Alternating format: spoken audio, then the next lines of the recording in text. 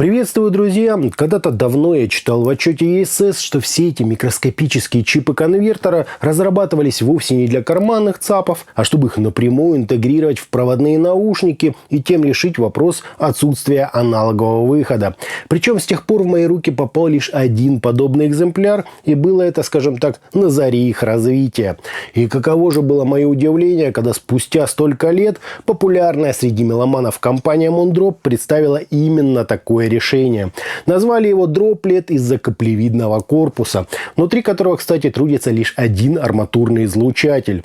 Кабель, естественно, несъемный, но с гарнитурным блоком и, как вы уже догадались, Type-C штекером. Очень интересное решение, о нем сегодня и поговорим. Поехали!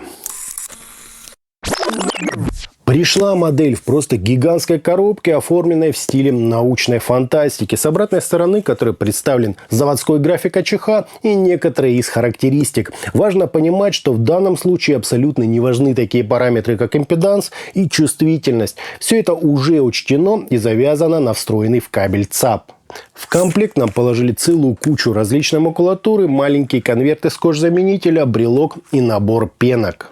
То есть производитель со своим решением предлагает использовать не силиконовые насадки, а только пенные, что, на мой взгляд, очень опрометчиво. Мне, например, пенки совершенно не подходят. Кабель, конечно, несъемный, но это уже знакомое нам решение от Moondrop. Не то, что прям хороший кабель, но вполне приемлемый. Сами чашечки просто миниатюрные и представляют из себя металлический хвостик и пластиковый средних размеров звуковод, прикрытый сеточкой. Сидят наушники отлично, в ушах они буквально растворяются, остается лишь правильно подобрать к ним амбушюры. Вот так это все, друзья, и выглядит.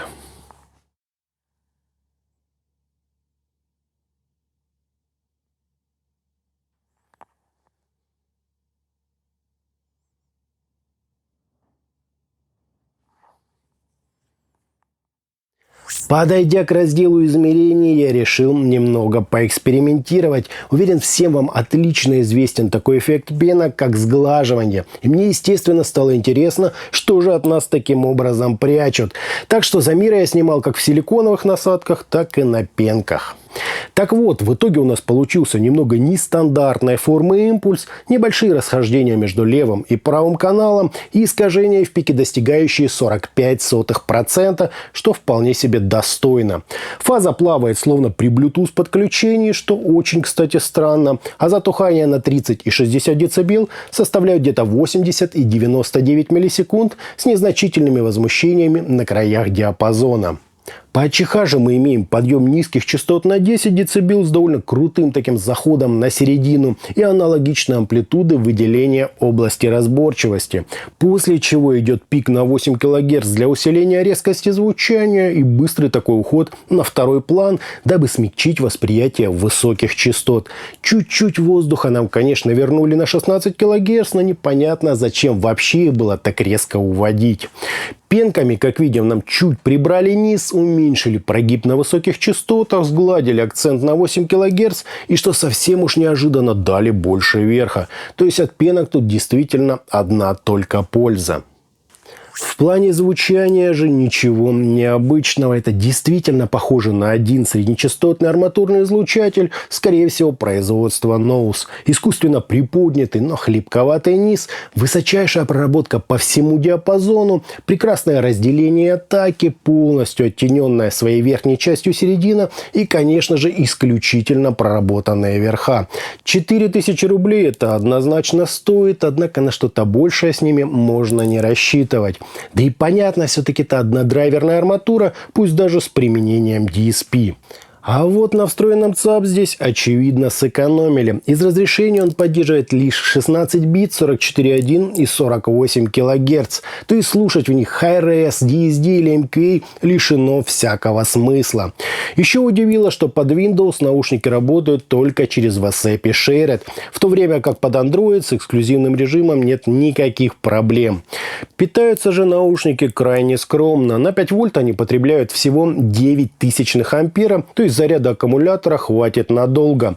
По громкости тоже вопросов нет. В среднем я их использовал на 60-70% от 100. То есть был даже некоторый такой запас. С качеством встроенного микрофона предлагаю ознакомиться самостоятельно. Я вставлю отрывок из записи. Собственно, слушаем.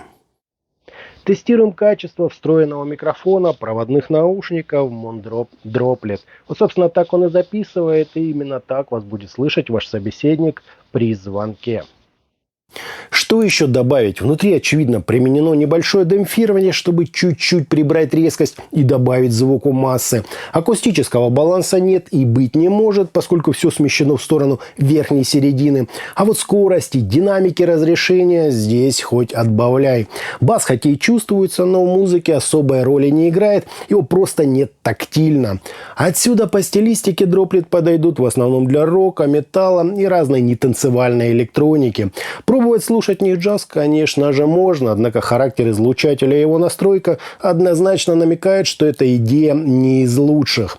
Зато в плане построения виртуальной сцены они меня прямо порадовали. Отличное позиционирование, воздух и текстуры. То есть все чисто, весело и сверхдетально, причем без лишней яркости, песка и других артефактов.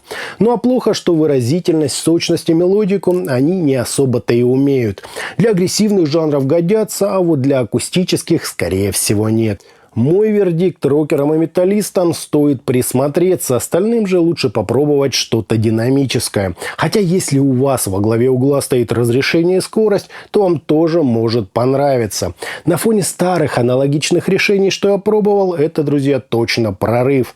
Такими наушниками не стыдно как самому пользоваться, так и подарить какому-нибудь хорошему человеку.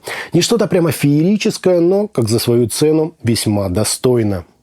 Итогом однодрайверные арматурные наушники Moondrop Droplet буквально растворяются в ушах, универсальные в плане насадок, имеют встроенный в ЦАП DSP модуль и довольно грамотную настройку АЧХ. Еще стоит отметить очень низкое энергопотребление и неплохой такой запас по громкости. В плане звучания же при помощи DSP нам очевидно надули бас, серединка тут прямо еле ощущается, зато на верхней половине мы получаем весь спектр эмоций. Все четко, прозрачно и предельно драйвово. То есть баланс заметно так смещен в сторону высоких частот. Так что если вам это по нраву, например, вы любите рок, металл или другие агрессивные жанры, эту модель вы однозначно оцените. Конечно, не что-то прям феерическое, но резвая такая веселая модель. Для своей цены весьма достойно. А на этом у меня все. Это были наушники Moondrop Droplet. Всем добра, подписывайтесь, ставьте лайк и присоединяйтесь ко мне во ВКонтакте и Телеграме. Всем, друзья, добра!